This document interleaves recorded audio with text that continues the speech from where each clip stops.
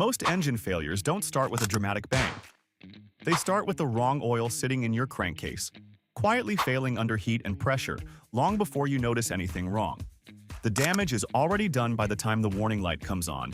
This video isn't about brand loyalty or whatever oil company paid for the most shelf space at your local auto parts store. We're going straight to lab data. ASTM shear tests, HTHS, viscosity retention, Noack evaporation scores. And we're using those numbers to give you a clear best and worst verdict. No marketing noise, just what the tests actually show. And before we get to the rankings, we need to talk about the one factor almost everyone ignores: viscosity. Get that wrong, and even the highest rated oil on the market won't protect your engine properly. What oil viscosity actually means, and why manufacturers are serious about it. Viscosity is just how easily oil flows. Thick oil flows slowly, thin oil flows fast, and the right balance between those two states at the right temperatures is what keeps a thin layer of fluid between every moving metal surface inside your engine. When you look at a bottle and see something like 5W30, those two numbers are doing separate jobs. The first number, the 5W, tells you how the oil behaves in cold temperatures, specifically how quickly it flows when you first start the engine on a cold morning. The W stands for winter. A lower number there means the oil stays fluid in the cold and reaches critical components faster during startup, which is actually when a huge portion of engine wear occurs. The second number, the 30, tells you the oil's viscosity once your engine is fully up to operating temperature. That's the number that governs how well the oil forms a protective film between your pistons, bearings, cam lobes, and everything else that's moving at high speed under load. Now, there's a third measurement that doesn't appear on the label, but matters enormously in lab testing: HTHS viscosity, which stands for high temperature, high shear. This test replicates what the oil experiences inside a running engine, specifically the narrow gap between a rotating bearing journal and its housing, where temperatures spike and the oil gets mechanically squeezed. If an oil thins out too much under those conditions, the film breaks down and you get metal-on-metal contact, even briefly, even repeatedly over time. That wear accumulates. Manufacturer specs exist because OEM engineers run thousands of hours of testing to find the viscosity grade that keeps oil film intact across every operating condition that engine will face. These aren't conservative estimates padded for liability. They're engineered tolerances, and running one grade outside them, heavier or lighter, creates measurable wear differences that show up in bearing clearances, piston ring seating, and timing component life. The thicker is safer idea sounds logical, but it's not how engines work. An oil that's too thick at operating temperature doesn't flow fast enough through tight bearing clearances, starves components of lubrication, and actually increases friction. Too thin and the film collapses under load. The spec your manufacturer published is the target, not a suggestion. One more thing worth stating plainly: a genuinely excellent oil running in the wrong viscosity grade is still the wrong choice for your engine. Lab rankings only matter when you're already in the right grade for your application. The 3 best oils: what lab tests actually reveal. To rank oils usefully, you need to understand what the tests are actually measuring, because the numbers only make sense in context.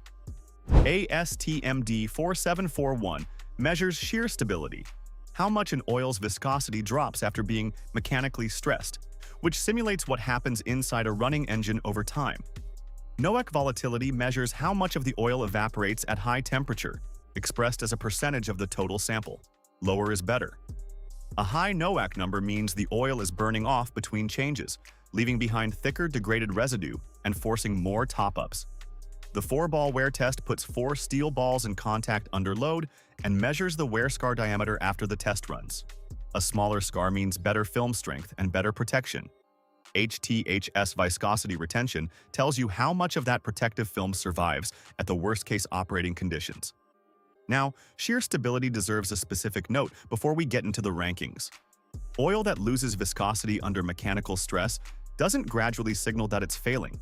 It just quietly drops out of grade. So an oil you put in as a 5W30 might be behaving like a 5W20 by the time it's under sustained highway load. That's not a theoretical edge case. That's a common failure mode in cheaper formulations, and it happens at the exact moment your engine needs maximum protection. The first top performer leads the field in HTHS viscosity retention and 4-ball wear results. After extended shear cycles and testing, it holds film strength better than any other formulation in its class.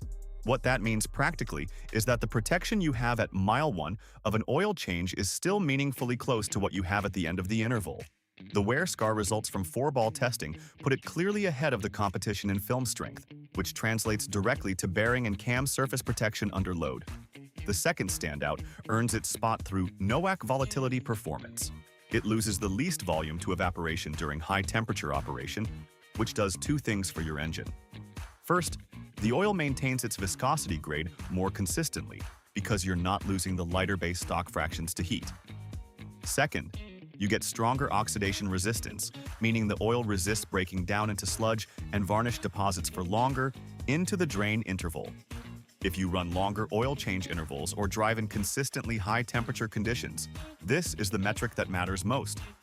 The third oil wins on overall shear stability across a wide temperature range. It holds its viscosity grade more consistently from cold startup through full operating temperature than anything else tested at this price tier. It's not the absolute leader in any single category, but it delivers strong results across every test without a meaningful weak point. For everyday driving in a broad range of climates, that consistency is worth more than a top score in one metric paired with weaker scores elsewhere. Now, someone reading this is thinking, I've run cheap oil for years and my engine runs fine. And that might be true. But wear accumulation doesn't announce itself. Bearing clearances open up slowly, cam lobes lose their edge gradually, and the engine runs fine right up until it doesn't. The 3 worst oils, where cheap formulations break down. Before we get into these, one clarification worth making. Worst here doesn't mean a single bad batch or a product that failed one obscure test. It means consistent underperformance across multiple lab conditions, repeated across testing cycles. These are formulations that reliably fall short when the engine is actually working hard. The first poor performer has a Noack volatility problem.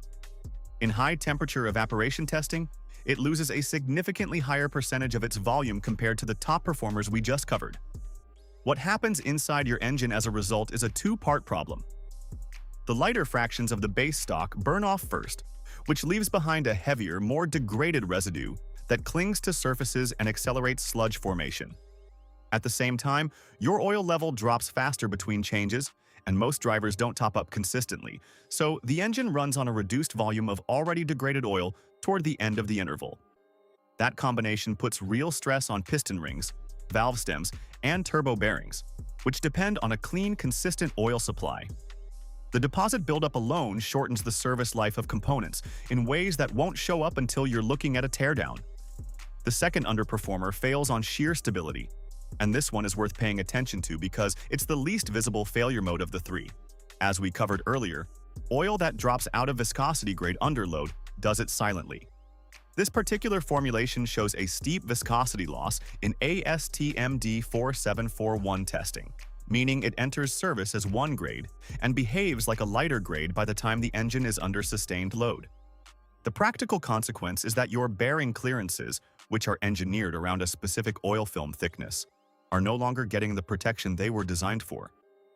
It's not a catastrophic failure.